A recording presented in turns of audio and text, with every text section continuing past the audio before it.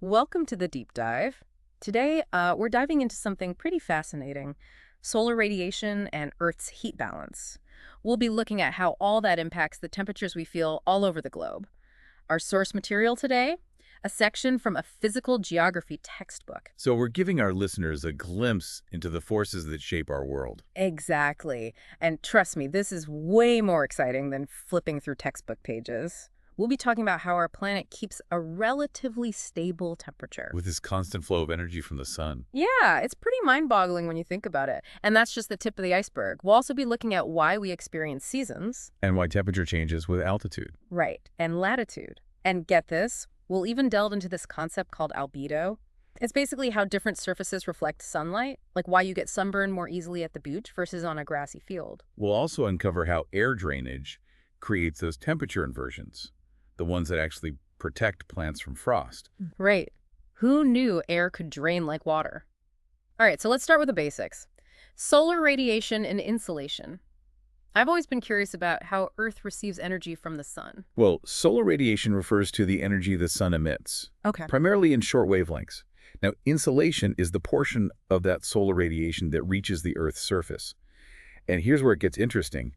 The amount of insolation that Earth receives, it's not constant. Yeah, it's like this delicate balancing act. It Like, depends on a bunch of factors. The Earth's tilt, its shape, even its slightly off-kilter orbit around the sun. right, Yeah. exactly.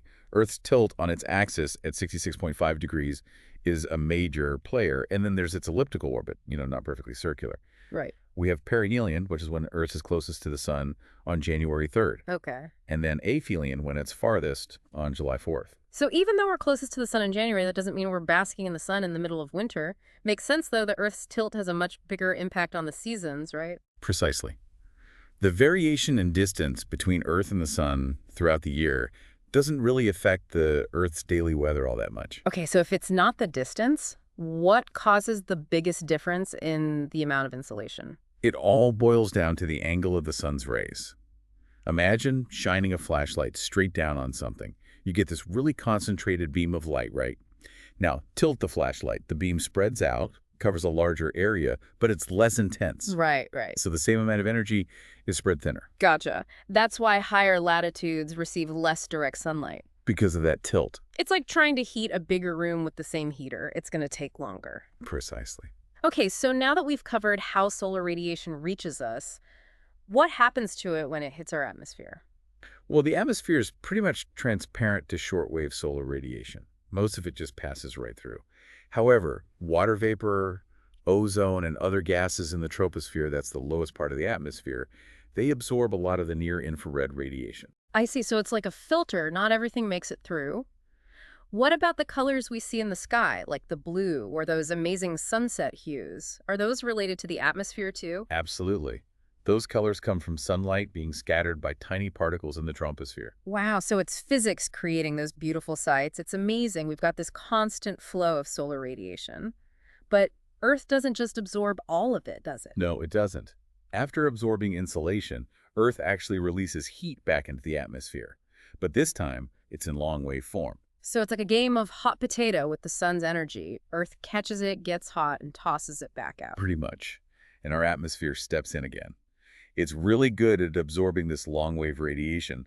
Thanks to those greenhouse gases like carbon dioxide, they trap the heat, warming the atmosphere from below. Ah, so that's the greenhouse effect in action. I've always wondered, if we keep adding more greenhouse gases to the atmosphere, won't that mess up this whole balance we're talking about? That's a big concern and something we'll definitely be discussing more in depth later on. Looking forward to that. But for now, let's focus on how Earth maintains a stable temperature with all this incoming and outgoing energy. It's all about the Earth's heat budget. Okay, I'm intrigued. Tell me more. Think of it like a cosmic accounting system. Earth keeps a balanced temperature because the amount of heat it receives from the sun is equal to the amount it loses through what's called terrestrial radiation. So it's a zero-sum game, cosmically speaking. Exactly. To understand this whole balancing act, let's break down the numbers. Imagine 100 units of insolation reach the top of the atmosphere. About 31 of those are reflected back into space before they even reach the Earth's surface. That's where albedo comes in, right? Like how you mentioned earlier, getting sunburned more easily at the beach. That's because sand has lower albedo than grass. It absorbs more radiation, so it gets hotter. You got it. Albedo is the percentage of solar radiation that gets reflected by a surface. Things like clouds, ice, and snow, they have high albedo, reflecting a lot of sunlight back into space. So out of those 100 units of insolation, 31 are bounced back. What about the rest? Of the remaining 69 units, 20 are absorbed by the atmosphere and 49 by the Earth's surface. And the Earth, in turn, radiates that absorbed energy back out as long-wave radiation. It's like an intricate dance between incoming and outgoing energy. It really is. The amazing thing is that through this combination of reflection, absorption, and radiation, the total radiation coming back from Earth and its atmosphere equals the initial 100 units from the sun. So Earth doesn't heat up or cool down drastically over time. Wow, that's incredible. It all works together so perfectly. But if the Earth's heat budget is balanced globally, why do we have such different temperatures in different places? That's a great question, and it leads us right into our next topic, temperature and its controlling factors.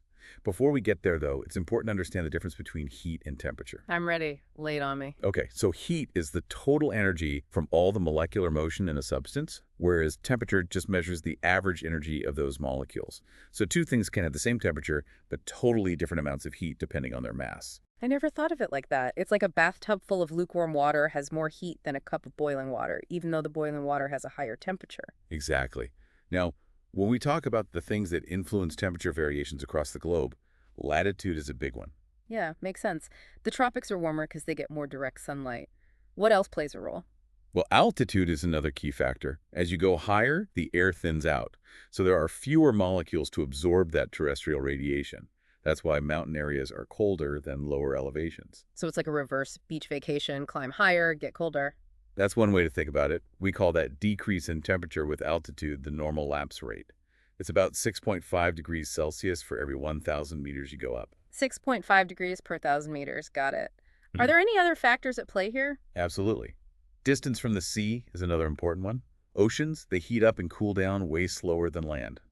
That means coastal areas generally have milder temperatures than inland regions, which swing between extremes. So living by the coast is like having a natural thermostat. Interesting. And what about things like air masses and ocean currents? Don't those move heat around too? You're exactly right. We can't forget about those. Air masses and ocean currents are constantly transporting heat all over the globe. That's why we see regional temperature differences. Warm and cold air masses and those ocean currents, they all play a part in how heat is spread around. It's incredible how much is going on in our atmosphere and oceans. So we've got latitude, altitude, distance from the sea, air masses, and ocean currents all playing a role in temperature variations. How do scientists visualize all these patterns on a global scale? We use what are called isotherms. Isotherms. Yeah, there are lines on a map that connect points with the same temperature. These lines, they often follow latitude lines, showing how strongly latitude influences temperature. But they can also deviate because of those other factors we've been talking about. Ah, okay. So by looking at these isotherm maps, we can see how temperatures differ across the globe.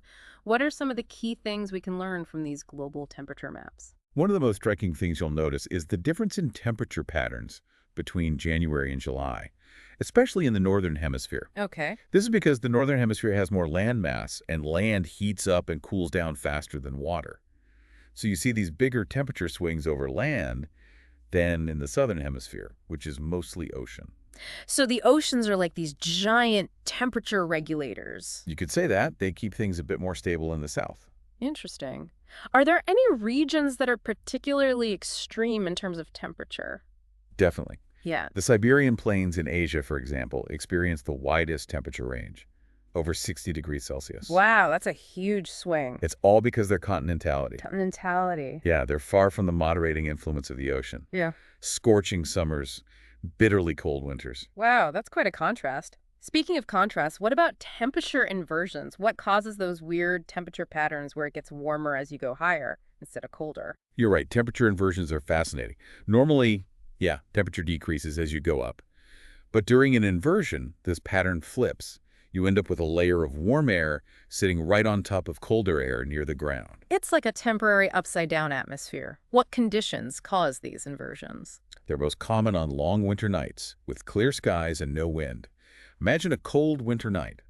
The ground radiates heat away quickly, making the air near the surface cold. Okay. Meanwhile, the air higher up stays relatively warmer, because it's farther from that cooling ground. So the ground loses heat faster than the air above it, creating this inversion layer.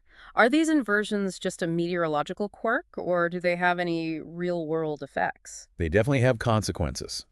For one, surface inversions can trap pollutants, leading to bad air quality and sometimes even thick fog in the mornings. Ah, that makes sense. But they can also be beneficial. Air drainage, which is a type of inversion in hilly or mountainous areas, can actually protect plants from frost damage. Wait, how does that work? I thought colder air sinks. Wouldn't that make frost worse? You're right, cold air does sink. Because it's denser, it flows down slopes and valleys during the night, pooling in low-lying areas.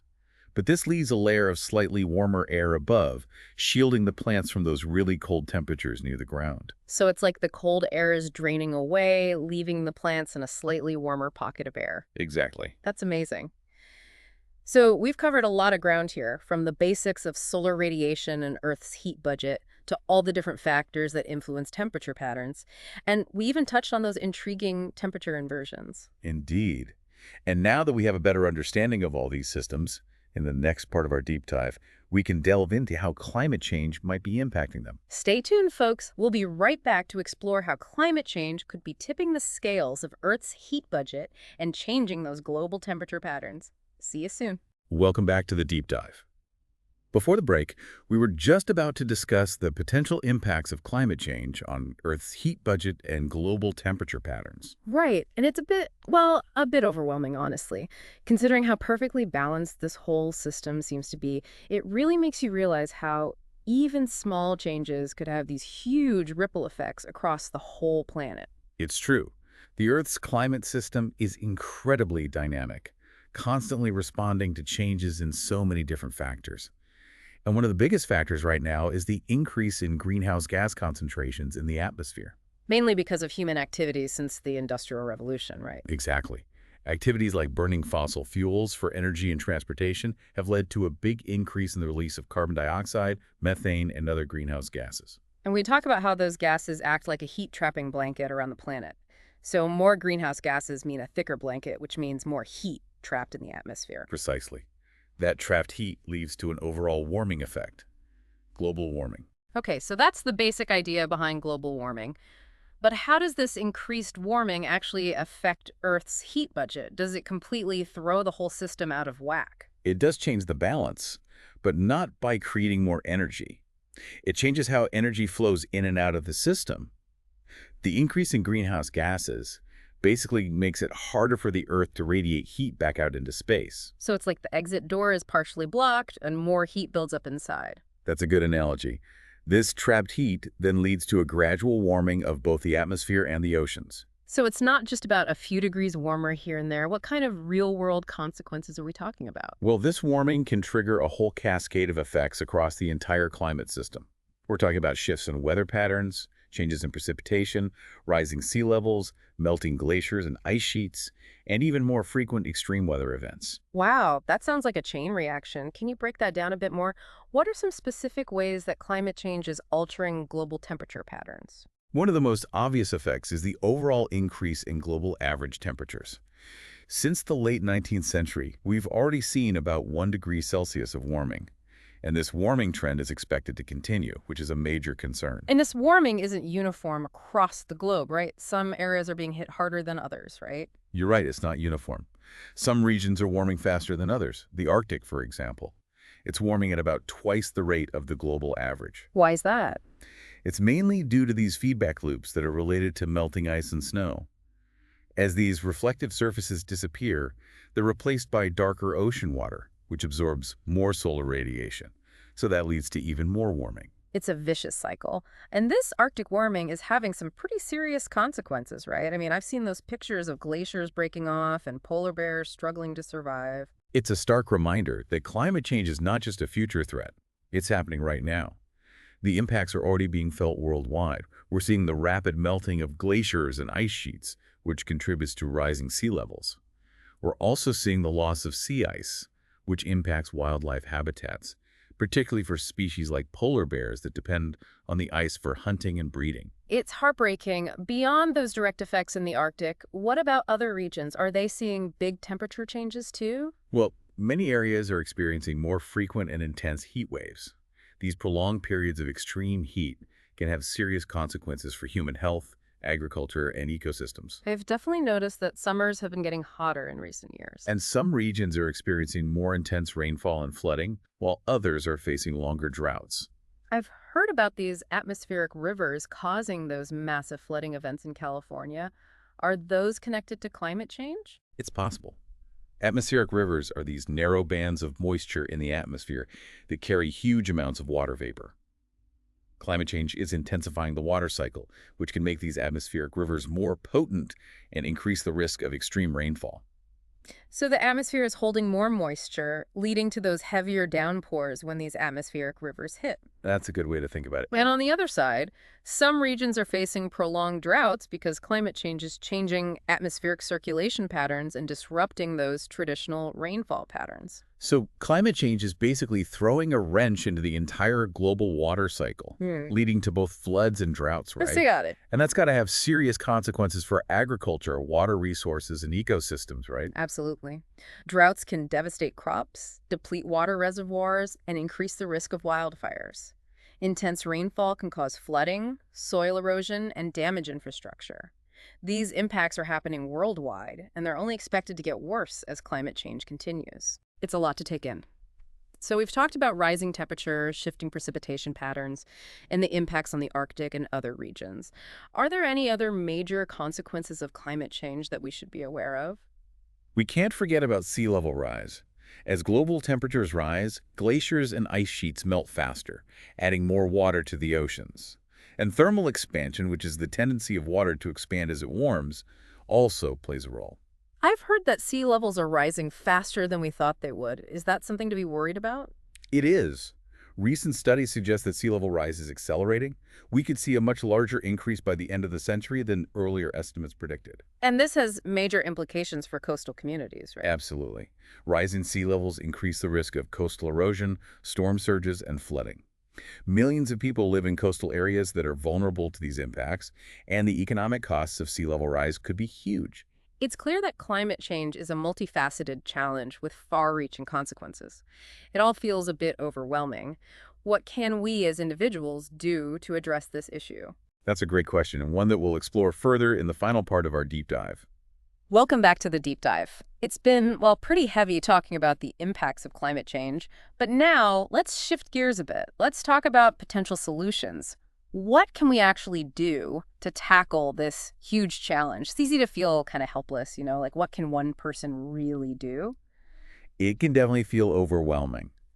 But it's important to remember that we're not powerless. There are things we can do, both individually and as a society, to kind of lessen the impact and to transition to a more sustainable future. That's a good point. It's not a lost cause. So where do we even start? What are the most effective things we can do? Well, first we got to tackle the root of the problem, Which is? our dependence on fossil fuels. Yeah. We need to switch to cleaner energy sources, renewable ones like solar, wind, geothermal. That's key to reducing those greenhouse gas emissions we talked about. Okay, breaking free from fossil fuels. That sounds like a huge change. What can individuals do to help with that kind of transition? Like, what can I do right now? You, as an individual, have more power than you think. Through your choices as a consumer and by getting involved in the political process, we can all try to shrink our own carbon footprint, starting with our everyday actions. Right. It all adds up. So what are some of those everyday things that actually make a difference? Well, we can start by being more energy efficient, both at home and at work. Simple things like switching to energy-efficient appliances, Okay. using LED light bulbs, making sure our homes are properly insulated, even key things like remembering to turn off lights and electronics when you're not using them. Those are all doable. What about transportation? Seems like cars and trucks are a big source of emissions. Yeah, transportation's a big one. We can all try to use more sustainable ways to get around: public transportation, biking, walking, carpooling. And if you do need to drive, think about fuel-efficient vehicles or even electric cars. All good ideas. But what about the bigger changes that need to happen? On a policy level, how can we push for those? That's where our collective power comes in. We got to engage in the political process, advocate for policies that support clean energy, and hold our leaders accountable for taking real action on climate change. Voting for candidates who prioritize climate action is a good start. What else can we do to get our voices heard? There's so much we can do. Support organizations working on climate solutions. Contact your elected officials. Talk to your friends and family about it. It all helps raise awareness and push for change. It seems like there really is a lot we can do. It's still a daunting problem, though. What gives you hope? What makes you feel like we can actually turn things around? Honestly, what gives me hope is seeing the growing awareness and concern about climate change, especially among young people. We're seeing a global movement for climate action. People from all walks of life are demanding a more sustainable future. That is encouraging. And we're seeing amazing advancements in renewable energy technology. It's making those technologies more available and affordable than ever. Absolutely. The solutions are out there. The more we understand the science of climate change and its potential impact, the more we can take action. It's not about being perfect. It's about making progress and working together for a better future, for ourselves and for future generations. So we don't need to get caught up in trying to do everything perfectly right away. Small steps forward are still progress. So, as we wrap up our deep dive into solar radiation, Earth's heat balance, and the challenges and possibilities of climate change, what's the one thing you want our listeners to take away from this conversation? I think the most important thing to remember is that we have the power to shape our future. By understanding the science, making thoughtful choices in our daily lives, and pushing for change, we can face this challenge of climate change and build a more sustainable world that can stand the test of time. That's a powerful message of hope. Thanks for joining me on this deep dive today, and thanks to all of you for listening. Knowledge is power, and together we can make a difference.